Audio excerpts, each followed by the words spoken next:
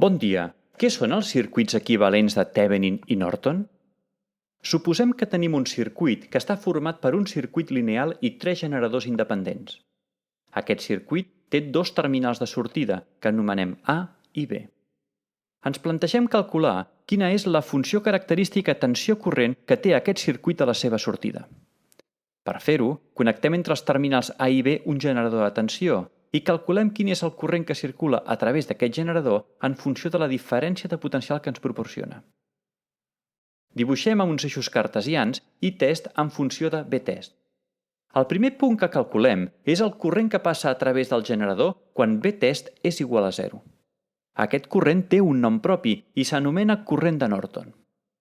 El segon punt característic que calculem és la diferència de potencial B-test, que fa que el corrent I-test sigui igual a 0. Aquesta diferència de potencial també té un nom propi i s'anomena tensió de Thevenin. Si unim amb una línia recta els dos punts que hem trobat, els altres punts de la funció I-test en funció de B-test estan a sobre d'aquesta línia recta, ja que el circuit que nosaltres estem treballant conté un circuit lineal. Un cop trobada la funció característica tensió corrent que aquest circuit té a la seva sortida, definim la resistència de Thevenin o la resistència de Norton. I els definim com el quocient que hi ha entre la tensió de Thevenin i el corrent de Norton. De fet, U dividit per aquesta resistència és la tangent de l'angle que ens forma la intersecció de la funció característica que tot just hem calculat amb l'eix de les abscisses.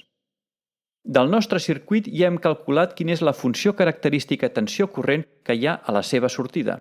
Doncs resulta que aquest circuit i aquest altre tenen la mateixa funció característica tensió corrent a la seva sortida. El primer circuit s'anomena circuit equivalent de Thevenin i està format per una font de tensió en sèrie amb una resistència. La diferència de potencial que em dona aquesta font de tensió és la tensió de Thevenin i la resistència té per valor la resistència de Thevenin. El segon circuit s'anomena circuit equivalent de Norton i està format per la connexió en paral·lel d'una font de corrent i una resistència. El valor del corrent que ens dona la font és el corrent de Norton i el valor de la resistència de Norton. Aquests 3 circuits són equivalents i ho són quan es veuen des dels terminals A i B. Això vol dir que qualsevol dispositiu que connectem entre els terminals A i B de qualsevol dels 3 circuits veu exactament la mateixa funció característica tensió corrent. Quina és l'aplicació pràctica de tot plegat? Del nostre circuit ja coneixem quina és la seva funció característica tensió corrent a la seva sortida.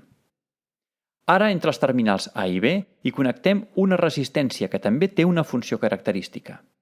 El punt de treball d'aquesta resistència el podem calcular amb la intersecció de les dues funcions característiques. Doncs resulta que si aquesta mateixa resistència la connectem entre els terminals A i B del circuit equivalent de Thevenin o el circuit equivalent de Norton, tindrà, conseqüentment, el mateix punt de treball.